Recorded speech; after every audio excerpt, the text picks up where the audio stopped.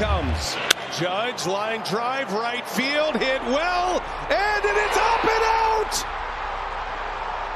Judge has homered! Gary Carpenter, that ball's hit well, deep center field, way back there. Giancarlo, Stanton, a home run! Judge and Stanton go back to back, and the New York Yankees have grabbed the lead. I don't know. Swung on and hammered, high, deep to left, away out of here. Plató, batazo! ¡Feliz Navidad! I don't know. This team's special, man. This team's special. Swung on, hit high, hit deep to left. There she goes.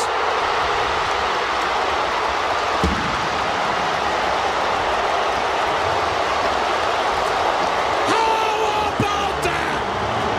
A walk-off, two-run home run to the bleachers and left by David Fry.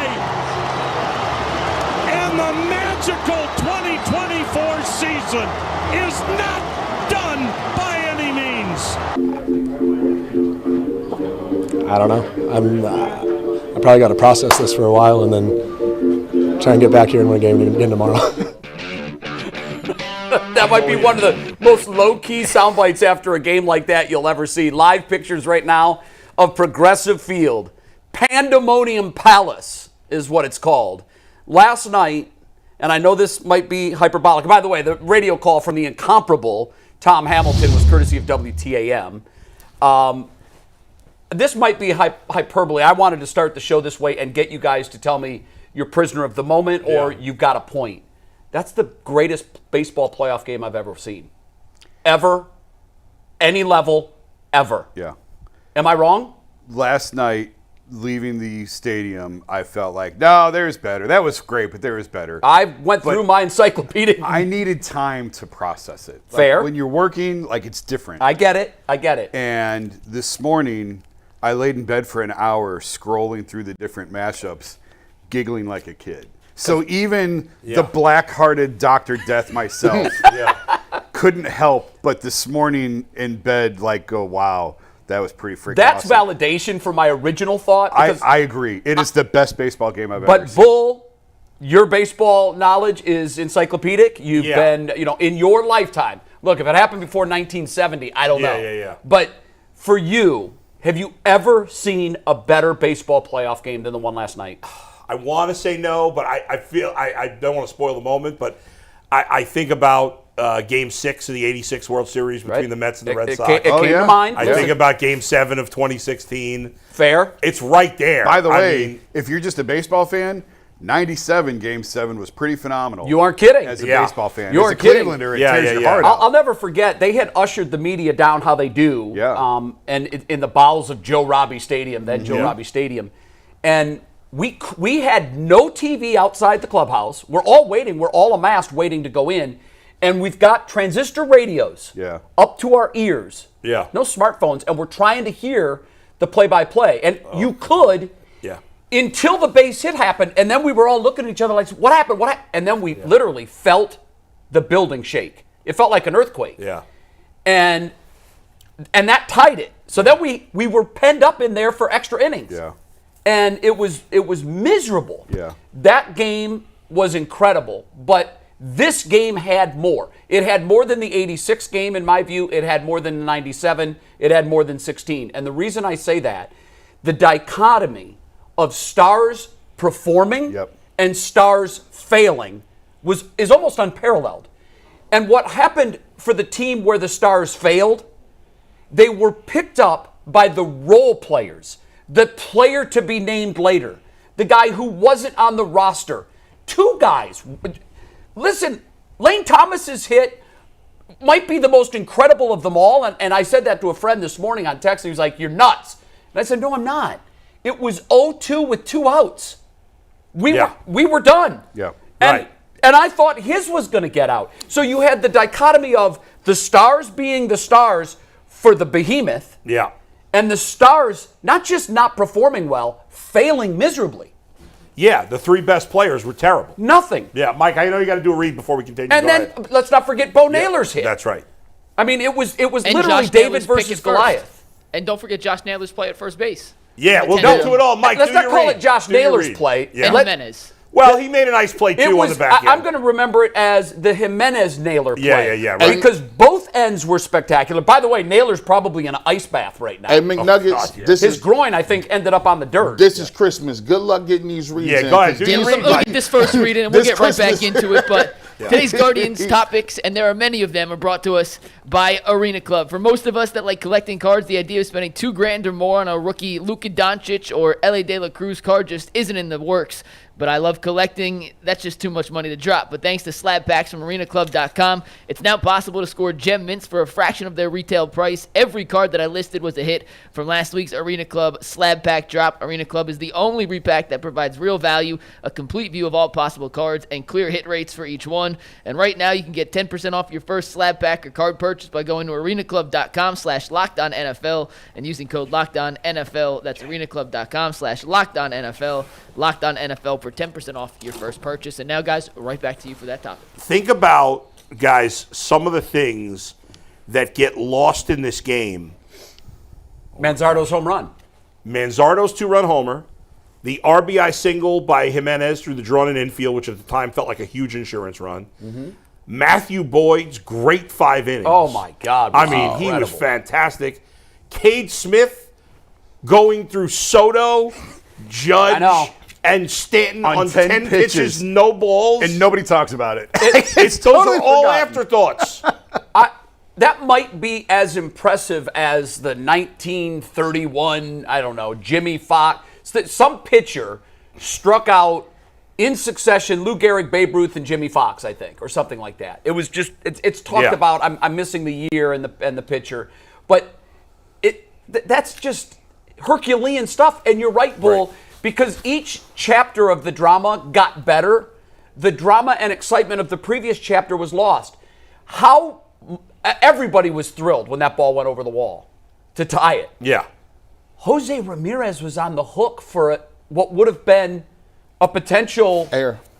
Yeah, that was terrible. The It was rundown was terrible. Well, first of all, he The did two- rundown was terrible, but him dropping the ball like this, Yeah. that's right. not Jose. First, he threw the ball too early. I know he did. And then he dropped the ball. It was just like, what are we doing? We're Yeah, it was forgetting like the Little League fundamentals stuff. of the game. Yeah. But here's why it was the greatest game I've ever So seen. you're with me. Of all time. So it's 3-1, Bull. You can change all your right, mind good, by 1 good. I'm o'clock. in. Because when you looked at it, like if you go back and look through my timeline, I'm sitting here talking about like how improbable is it that their 2 power hitters hit back-to-back home runs on a guy that was unhittable all year. He was untouchable. I know. They hit the 2 home runs, and then you go through this emotion, and I tweeted out, we can't catch a break. Fans in Cleveland cannot catch a break. Like, how does this continue to happen? And my timeline flooded, like, yeah, this is crazy. It's about to be out of here. 2 outs. And then we talk, Big Christmas comes up, and I'm like, man, they just got done talking about how he just hadn't hit all off season, on postseason. He had 1 hit. He had hadn't been one very hit. good in September either. And then he swings the bat, and the craziest part about it is this was a no-brainer. Like, this dude, first of all, you would think that people are choking up a little bit, trying to put it in play. No. I like the fact that he swings as hard on 2 strikes as he does with no strikes. He hits that home run. Then they come That's back. why he's in there, because he's going to run into one. And who's this Silva guy? Like I'm like, hold on. Like for regular. No, Avila. Avila. Pedro Yeah, Avila. yeah. Pedro Avila. Oh, listen, he's another guy whose mean, performance who- was lost in the soup. I You know said, what who they is gave this up to dude? get him? Cash. Yeah, basically a bucket of balls. In they the gave up business- cash In to the get him business, from when the you bottom. trade a guy for money, they say Yeah. that's a bucket of balls That's right. trade. Jay, he's out there pitching like he don't even care. Like He he's does- just, Fat guy power, baby. I know. Fat guy power. I think they said that at one point. They're like, this guy's completely unfazed by the stage. just like, no, I'm gonna go out here and throw. And then when Lane Thomas hits the home run, like they talked about how their closer, like, he had been lights out. Yeah. Everything kept setting up to this is improbable, to this is definitely improbable. And then when he hits the go-ahead home run, it was crazy because it just seemed like an eruption. It was like I was sitting there emotional, like, dang, bro, why I'm emotional like this, bro? This is kind of wild because we had all thought it was done. That's right. It was over. My wife said, "Turn the channel. I can't watch this." When it was 5-3, she's like, "I can't look at this. Turn the channel." And I told some people at work this while we were talking on Chains last night. I know that we had a conversation Wednesday about sports gods, and that's they don't exist. We believe in what we want to believe in. Okay? Yeah. Whatever we need to do to wake up tomorrow. Yeah. The biggest Indians fan I have ever known in my entire life was my dad. Yeah. When I tell you he listened to 162 on the radio, okay, so that paints the picture. Right. He was old school.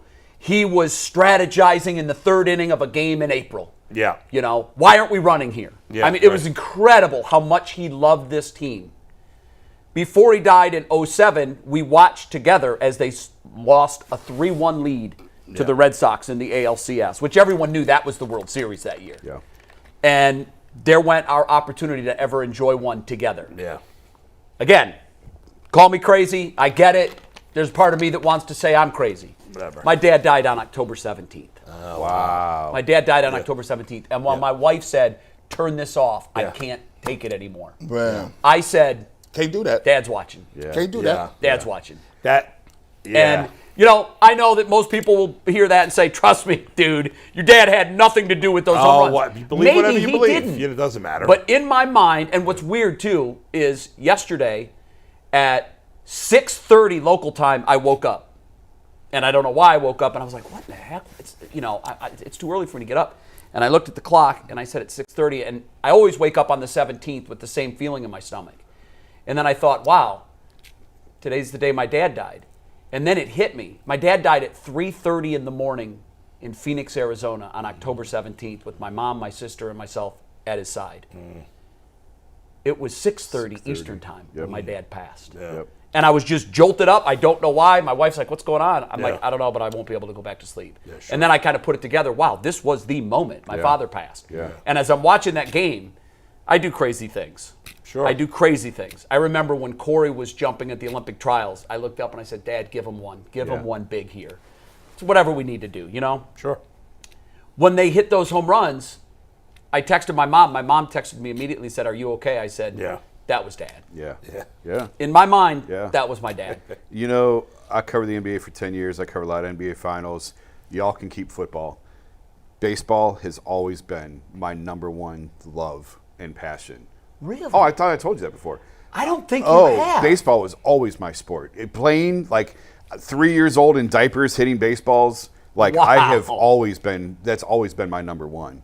And I've told you guys, there's something about that building. You can have the Rocket Mortgage Fieldhouse is incredible. It's a great atmosphere in the playoffs. We have no idea what the stain on the lake is like. But this thing here, it's an Indian burial ground is what it is. But this place is magical in October, and there's something romantic about that sport and the fact that there is no clock and the fact that you're not out of it until you're out of it. I love that game, and yesterday was awesome. And again, when you're working in the moment, you can't appreciate all that. Like I'm writing a story. I was writing a story ripping Jose, Naylor, and Clase. Like that was my story, that the Guardians are going to get knocked out because their stars aren't helping them. And then that happens. Or first Noel and then Fry, and they're like, well, there goes my story. Now what am I supposed to do? It's 11 o'clock. What am I supposed to write? Now listen, do you remember the old days when you had deadline for print? Oh, yeah. Oh, my God. I can't tell you how many times I've been in press boxes of events like this. Yes. A lot of the World Series games. Yes. And you'll hear swear and words. there's no cheering in the press box, okay? But there is cussing. And you'll hear in a game like this, you will hear the absolute simultaneous groans, curses, screams. Yes. I saw a guy break a laptop.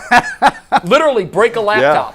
Because they were still doing deadlines that recently? Well, no, I'm talking like in 97. Yeah. In 97, they had word processors banging away. I mean, there's still deadlines up. There's still deadlines. Yes, with newspapers. God. But for the most part, so antiquated. Now it's different because we get our news instantaneously. I mean, it's like deadline is in 7 minutes. You've got your story done, and then Noel does that, and you're like, I wonder if this has ever happened to you. I have friends that it happened to. Do you remember Matt Winklejohn from the Atlantic Journal-Constitution? No, I don't know. Really good writer. He was a beat writer for the Falcons for years.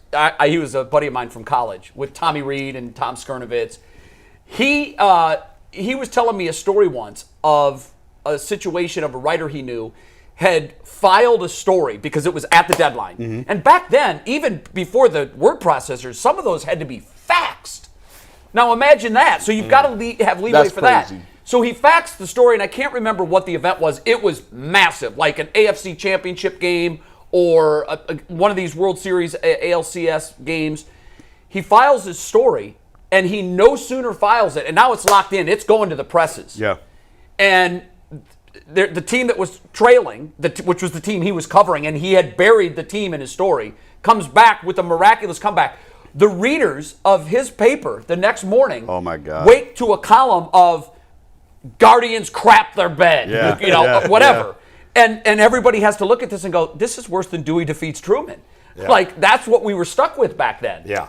See, nowadays, you know what you can do?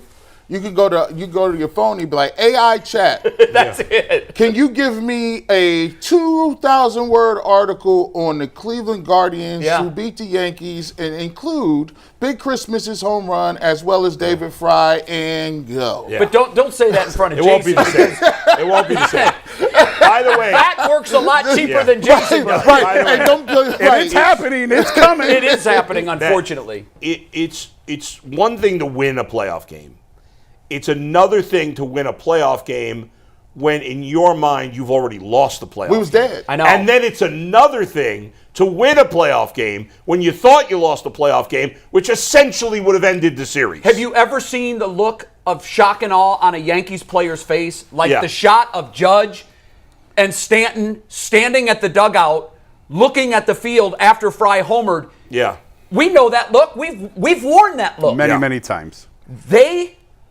It's fascinating drama to me now what happens today. I agree. All the momentum is in the third base dugout. The Guardians need All to of win it. again today. They do have to do it again Yeah, today, yeah. or last night means nothing. Right. And in the Pantheon, we won't remember this in 2035 if it leads to an ALCS defeat. Right. If it turns the series around and ends up putting us in the World Series, Yeah. then this is one for the ages. Yeah. And I have to say, the first we talked about as we were going to the show, you said you thought of Sandy on Judge's Instantly. home run. Sandy Alomar, of course, off Mariano Rivera in '97, Game 4 of the Game 4, ALDS. yes.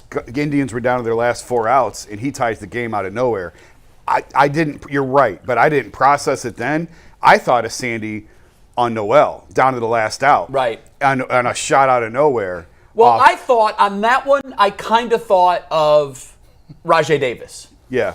because it was unlikely, it was improbable. Yeah. Now, theirs was against. By the way, Rajay was at the game last night. Yeah, I saw that. Oh my I didn't see him, but I saw people. Zach told me he's working for MLB, and he's at the field. Wow. That guy, he is. I wish we could have got him in the studio. Jim Tomey's throwing out the first pitch today. How great would it have been to have Tomey in on the show? But like after Naylor hits into the double play in the ninth. Yeah. The ninth. Yes. I mean, It's over. Nobody thought the game. I thought It's in over. my There's mind, no that's way. it. That's it. That was the last hope. Yes, I agree. And then 100%. And the announcers, Brian Anderson, did a great job at the right when the 3-2 pitch came to Fry. He not to Fry to Thomas. He goes, well, he's probably gonna be sitting on a fastball because they know you don't want to walk him. That's right. And he was sitting on the fastball, And he got it. And then, I mean, I wish we could hear the sounds of every house in Northeast Ohio and every Guardians fan. Because the second, obviously, Noel hits that ball. Could you tell on TV it was out? Oh, no, without question. Because I mean, Yeah, being there, you knew. Yeah, But I you didn't know knew. if you You knew. knew. on I TV. thought it was going out of the stadium. I said, If you weren't sure at contact, you knew when he flipped Well, the bat. bat out. flip, the bat Mike, flip, is there yeah. one way, because I love that you said I wish we could hear all the living rooms. Yeah. Is there a way that we can call up the social media post that went viral last night? man. It was taken from a high vantage point 2 or 3 blocks away from Progressive Field. Oh, yeah, I And know the what reason you're I'd like to play it and play it sound full, and when we watch it, I want everyone to pay particular attention. For the first 7 or 8 seconds, you just see a stadium with the lights and the crowd. You can actually hear the crack of the bat, and then you hear the eruption, and then you hear and see the fireworks going on. Yeah. And to your point of, I don't know what it is on the corner of Carnegie and Ontario. I have no idea what happened there once upon a time, but I couldn't agree with you more.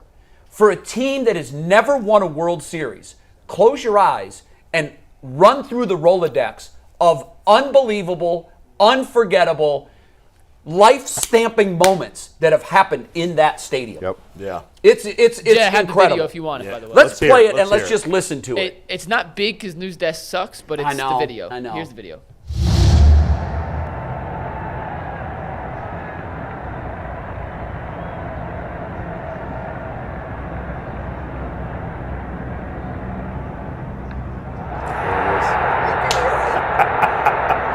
And that's pretty far away. That's at least 2 blocks. That's from the Beacon. Yeah, that's Beacon crazy. apartment on Euclid. Okay, so that's like 3 blocks, right? Oh, my God. Yeah. That's crazy.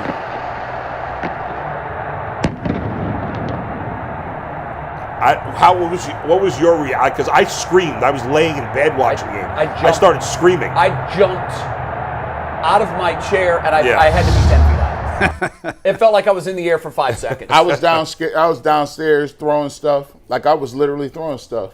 Like literally. Like Yeah. random basketballs, all kind of different controllers, old stuff. My wife's like, "What were you doing down there? I thought Yeah. you was playing video games and losing." I Yeah. said, "No, man, you missed the whole game." Because before this happened, I was on Twitter and you saw the thing with the Yankees fan, right? Where he's like, "I told you it's a sweep." I saw that this morning. Yeah, did I see that told this you it morning. was a sweep. He And- posted a video saying that before the game was over? No, he posted that after they hit those 2 home runs. Yeah. And so the guy goes viral because he's like, "Yeah, I told you it was a sweep. These guys are bums." And all of a sudden, they hit these back-to-back home runs. And I was like, man, they need to do a wellness check on him. Well, there were national. Probably deleted his There were account right national now. media members. Oh, this is a mismatch. The Yeah, Guardians have no sure. chance.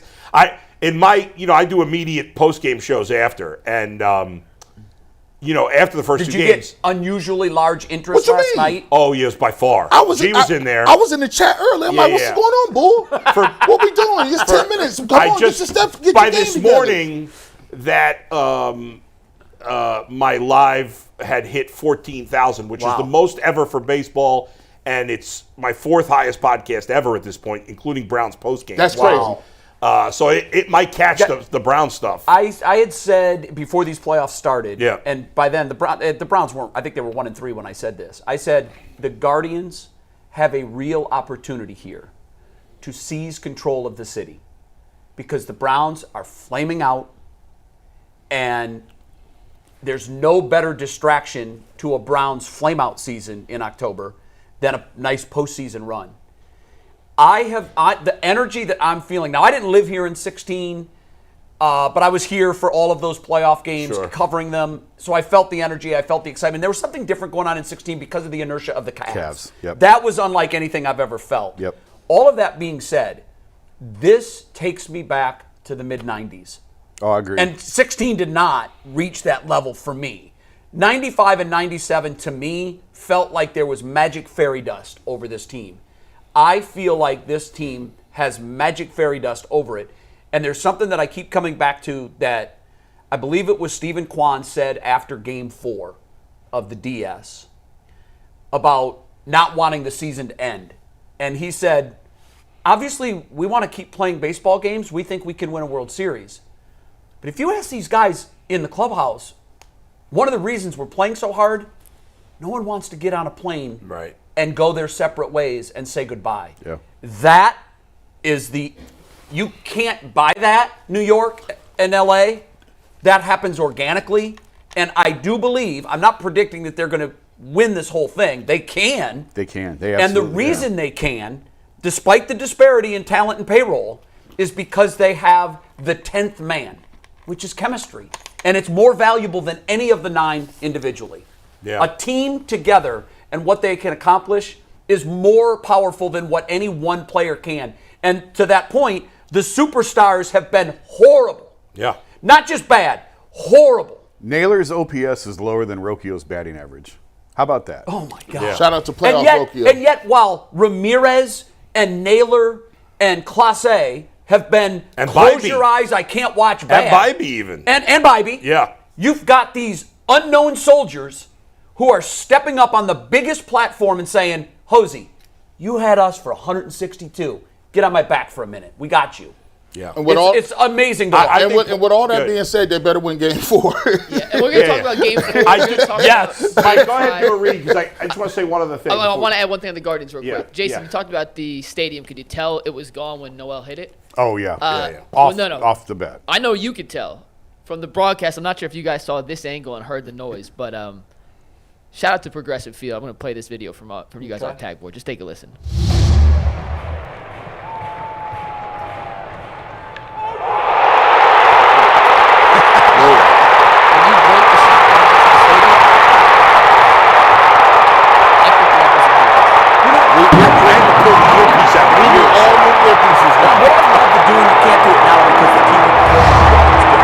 Event. Yeah. But what I would love to have are the top 20 decibel levels in Progressive Field history. Yeah. Like Rajay's number one, period. I would think it was, but I have to say, I was at Rajay's. I was at the grand slam that Lindor hit against the Yankees. That was something. That was crazy. I was at Rajay's. I was at Gonzo's 2 years ago against the Rays. Yep. And I've been at all the big ones that happened this year prior to last night. And to me, it's like, God, I don't know. To me, they're all off the chart. Rajay shook the press box. That's the only time I have, the press box was swaying. And it was half Cubs fans there. It was too many Cubs and fans. And the press box was By the way, shaking. yesterday I was